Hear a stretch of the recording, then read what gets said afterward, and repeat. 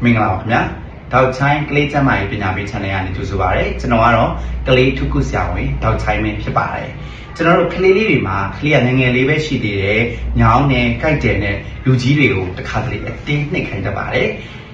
ကျွန်တော်တို့အသက်9နှစ်နဲ့12နှစ်ကလေးလေးငယ်တချို့မှာပေါ့နော်ကြွက်သားလေးတွေနားတယ်ကြွက်သားလေးတွေကြိုက်တယ်အစစ်မြစ်တွေနားတယ်ကလေးကိုကြည့်လိုက်ရင်လည်းအဖျားလည်းမရှိဘူးနေမကောင်းလို့လည်းမဟုတ်ခဲနဲ့ခြေထောက်တွေညောင်းနေခြေထောက်တွေကြိုက်တယ်နဲ့ပေါ်နေတတ်ကြပါတယ်တချို့တွေဆိုရင်ညမအိမ်နိုင်လာအောင်နားရကြပါတယ်အဲ့ဒီခါမှာမိဘတွေကစိုးရိမ်တကြီးနဲ့စေကန်းတွေပြမယ်ဆရာဝန်တွေပြမယ်တယောက်ယောက်နဲ့ပြတတ်ကြတယ်အဲ့လိုမျိုးအချိန်မှာကျွန်တော်တို့ညောင်းနေကြိုက်တယ်ဆိုတိုင်းမဖြစ်မနေစစ်လေးရှိတဲ့လေးဘက်နာပိုးလို့လူသိများတဲ့ ASO ထက်စစ်လေးရှိတတ်ကြပါတယ်အဲ့ဒီခါမှာASO တွေနားနေပြီဒါဆိုကလေးကလေးဘက်နာပဲဒါဆိုပနစလင်ပြီးတောက်ရမယ်ဆိုပြီးတော့ရစ်ရှည်နှစ်ရှည်လရှည်တွေတောက်ပြီးရှိကြပါတယ်အဲ့တော့ကျွန်တော်တို့ကကလေးတွေမှာနေမကောင်းလို့လိုအပ်တဲ့အခါမှာပိုးသက်ဆေးလေးတွေတောက်ရတတ်ပါတယ်အဲ့လိုပိုးသက်ဆေးတောက်တဲ့အခါမှာကလေးတွေကရစ်တူတောက်တာတောင်မှအစာတောက်ပြစ်တယ်နှုံးတယ်ဝင်းပြစ်တယ်ဒါမျိုးတွေဖြစ်တတ်ကြပါတယ်ဒါကြောင့်မို့လို့မလိုအပ်ဖဲနဲ့ဒီပနစလင်ဗီလို့ခေါ်တဲ့ပိုးသက်ဆေးကိုရစ်ရှည်လရှည်နှစ်ရှည်တောက်တယ်ဆိုရင်ကလေးတွေအတွက်တစ်ခါတလေပြင်ပန်းတတ်ပါတယ်ဒါကြောင့်မို့လို့ကျွန်တော်ကဒီဗီဒီယိုလေးမှာ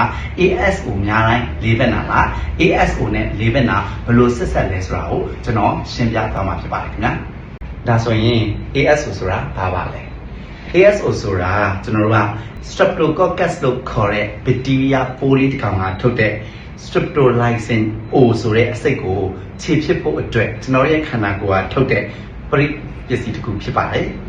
ခန္ဓာကိုယ်ရဲ့ကို Streptococcus ဆိုတဲ့ bacteria ပိုးအကောင်ဝင်ဘူးရင် ASO ကတက်နေမှာပါပဲဒီ Streptococcus ဆိုတဲ့ bacteria ကလည်းကျွန်တော်နိုင်ငံမှာအရန်ပေါ်ပါတယ်။ချောင်းဆိုရင်လည်းဒီ Streptococcus ကြောင့်ဖြစ်တတ်ပါတယ်။လဲချောင်းနိုင်ရင်လည်းဒီအကောင်ကြောင့်ပါပဲ။နှာစေးနှာမွင်ရင်လည်းဒီအကောင်ကြောင့်ဖြစ်ပါတယ်။တခါတလေနားတွေရားမယ်နားတွေကိုက်ရင်လည်းဒီအကောင်ကြောင့်ဖြစ်တတ်တယ်လို့အရေကားအနာတွေဖြစ်တာမျိုးဝိတ်ချံကနေတစ်ဆင့်လည်းဒီအကောင်ကြီးကဝင်တတ်ပါတယ်။အဲ့လောက်ကိုအဖြစ်များနေတယ်။နေလို့တိတ်မကောင်းတဲ့သူဘယ်သူပဲသွားစစ်စစ် ASO ဟာများနေတတ်ကြပါတယ်။ပိုးလေးပဲနာဖြစ်ဖို့အဓိကအချက်တွေကအများကြီးလိုအပ်ပါတယ်ကျွန်တော်တို့ကပိုးလေးပဲနာကို Jones criteria နဲ့သတ်မှတ်တာဖြစ်ပါတယ်အဲ့ Jones criteria ပါသတ်မှတ်ချက်တွေပြည့်စုံမှကျွန်တော်တို့ကလေးပဲနာလို့သတ်မှတ်တာဖြစ်ပါတယ် ASO တခုလည်းများရုံနဲ့လေးပဲနာလုံးဝမဟုတ်ပါဘူးဟုတ်ပြီအဲ့တော့လေးပဲနာမဟုတ်ရင်ဘာလို့ကျွန်တော်တို့ကလေးလေးတွေမှာညောင်းနေကြိုက်တယ်ခဏခဏဖြစ်နေရတာလဲ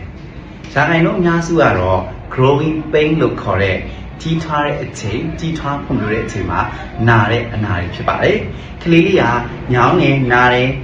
်ညောင်းတဲ့နေရာတွေဟာခြေသလုံးကြွက်သားတွေပေါင်အရှိနဲ့တကောက်ကွေးဒူကောင်းအနောက်နေရာတွေဖြစ်တတ်ပါတယ်။လှုပ်ရှားလိုက်လို့ပိုနာလာတဲ့မျိုးလည်းမရှိဘူး။နောက်တစ်ခါလှုပ်ရှားလိုက်လို့တက်တာသွားတာမျိုးလည်းမရှိတတ်ပါဘူး။ညနေပိုင်းညပိုင်းတွေမှာအဖြစ်များတတ်ပါတယ်။မနေ့ပိုင်းဆိုရင်လုံးဝအကောင်တိုင်းပါပဲ။ဖြစ်လိုက်ပျောက်လိုက်နဲ့ရှိနေရုံပါပဲ။ကလေးကနားတယ်ကြိုက်တယ်ညောင်းတယ်လို့ပြောနေပေမဲ့ကြည့်လိုက်ရင်ပြေးလွှားစော်စားနိုင်တယ်သူ့ရဲ့ daily activities နေ့စဉ်ဘဝလှုပ်ရှားမှုတွေကိုလုံးဝမထိတိုက်ဘူးနာလို့ဆိုပြီးတော့လည်းထော့နေဖြစ်မနေပါဘူးအဲ့တော့ကျွန်တော်တို့အခု growing pain ကြောင်းဒီကဒါဆိုရင်ဒီ growing pain ကိုဘယ်ချစ်တရားပိုဆိုးစေနိုင်တာပါလဲအဲ့တော့ကြွက်သားတွေကိုဒဏ်ဖြစ်စေတဲ့အကြောင်းတွေကပိုဆိုးစေနိုင်တာပေါ့ဥပမာကလေးက TV အကြာကြီးကြည့်မယ်ဖုန်းအကြာကြီးပေးထုံးထားမယ်ဒါဟာတကယ်ကို growing pain ကိုစိုးစေတတ်ပါတယ်နောက်တစ်ချက်ကတော့ကလေးတွေရဲ့ stress ပါကလေးတွေကငါစိတ်ဖိစီးမှုများလိုက်တာဆိုပြီးတော့မဖော်ပြတတ်ပါဘူးစိတ်ဖိစီးမှုတွေပျော်ရွှင်မှုတွေမပျော်ရွှင်မှုတွေကိုခန္ဓာကိုယ်ရဲ့နာကျင်မှုအနေနဲ့သူတို့ပြတတ်ပါတယ်မိဘတွေကအိမ်မှာရန်ဖြစ်တဲ့အိမ်တွင်းအဆင်မပြေဘူးတခါတလေကျောင်းမှာအတန်းပေါ်တွေနဲ့အဆင်မပြေဘူးအနိုင်ကျင့်ခံရတယ်စာတွေမလိုက်နိုင်ဘူးစာမွဲရှိတဲ့အချိန်တွေမှာဒီ growing pain တွေကအဆိုးဆုံးခံစားရတတ်ပါတယ်တချို့ကလေးငယ်လေးတွေမှာဆိုရင်ခေါင်းကိုက်တာနဲ့ပါတွဲပြီးတော့ခံစားရတတ်ပါတယ်ဆိုရင်ဒီ growing pain ကိုကျွန်တော်တို့ဘယ်လိုသက်သာအောင်လုပ်ပေးလို့ရလဲအဲ့တော့ကလေးနာတဲ့နေရာလေးတွေကိုရေနွေးအိတ်လေးတွေကပ်ပေးလို့ရတယ်နာတယ်ဆိုတဲ့နေရာလေးတွေကိုပွတ်ပေးတာဖွက်ဖွာလေးဖိပေးတာလုပ်ပေးလို့ရပါတယ်ဖွက်ဖွာလေးပဲဖိအတင်းအဓမ္မကြီးပဲနေနေ growing pain ကမပြောက်ပါဘူးဒါကြောင့်ကလေးစိတ်ကြည်နက်ရလာတဲ့အနေထားထိတာဖွက်ဖွာလေးပဲဖိပေးတင်ပါတယ်တကယ်လို့မသက်သာဘူးဆိုရင်ကလေးရဲ့အသက်အရွယ်ခန္ဓာကိုယ်အလေးချိန် body weight ပေါ်မူတည်ပြီးတော့ paracetamol တိုက်ကြည့်လို့ရပါတယ်ကလေးငြိမ်ရင်ပြီးတော့သူနာမပြောရင်ပြီးရောဆိုပြီးတော့ဖုန်းအကြကြီးပေးသုံးတာ TV တွေအကြာကြီးတွေပေးကြည့်လိုက်မလို့ပါနဲ့ growing pain ကိုပို့ဆိုးတတ်ပါတယ်ကလေးကိုတက်နေတဲ့များစိတ်ပျော်ရွှင်အောင်ထားပါစိတ်ဖိစီးမှုတွေကိုကြော်ဖြတ်နိုင်အောင်မိဘကူညီပေးရမှာဖြစ်ပါတယ်နေကဒီလောက်ဆော့တာကိုနေကဒီလောက်ကမြင်းတာကိုဆိုတဲ့ပေါ့ပေါ့ပပစကားတွေကိုကလေးကိုမပြောသင့်ပါဘူးဒါအပြင် growing pain ဟာကလေးနဲ့မသက်ဆိုင်ပါဘူးဆော့တဲ့ကလေးပဲဖြစ်ဖြစ်ငြိမ်တဲ့ကလေးပဲဖြစ်နိုင်ပါတယ်ဆိုလိုတာကဖြစ်ချင်တဲ့ကလေးဖြစ်ပါတယ်လှုပ်ရှားမှုနဲ့မဆိုင်ပါဘူးခင်ဗျာအဲ့တော့လိုအပ်တယ်ဆိုရင်တော့ကျွန်တော်တို့ကတက်ကျွမ်းနားလေဆရာဝန်နဲ့ပြတာပြီးတော့ growing pain ဟုတ်တဲ့တခြား pain တွေများဖြစ်မလားဆိုပြီးတော့လိုအပ်ရင်တေချာစမ်းသပ်စစ်ဆေးမှုတွေလုပ်အပ်ပြီးတော့တခြားအရေးကြီးတဲ့အဆင့်မြင့်ရောဂါတွေကို exclude လုပ်အောင်ဖြစ်ပါတယ်။ Okay အဲ့တော့ growing pain ကဘယ်အချိန်မှာအရေးကြီးတတ်တယ်လဲ growing pain မဟုတ်တဲ့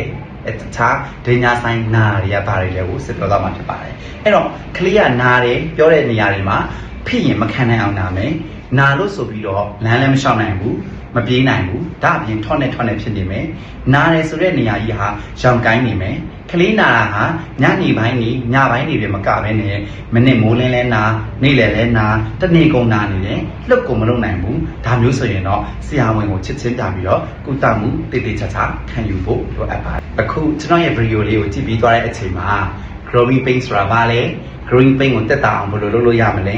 အရေးကြီးပြီးတော့ဆရာဝန်ပြသတဲ့လက္ခဏာတွေဟာဘာတွေလဲဆိုတာမိမိပါတွေသိပြီးလောက်ပြီးဖြစ်ပါတယ်ဆိုတော့ကျွန်တော်တို့ကမလို့အဖက်နဲ့ညောင်းနဲ့ကြိုက်တယ်နားတယ်ဆိုတော့ ASO ဆိုတာကြီးကိုစစ်ပြီးတော့ပတ်နက်စလင်ကြီးထပ်ပြီးတော့မတောက်ကြတော့ဘူးလို့ကျွန်တော်ယူဆပါတယ်ကျွန်တော်ရဲ့ channel လေးကို subscribe လုပ်ပေးဖို့အတွက်လည်းမမေ့ပါနဲ့ခင်ဗျာအားလုံးကိုကျေးဇူးအများကြီးတင်ပါတယ်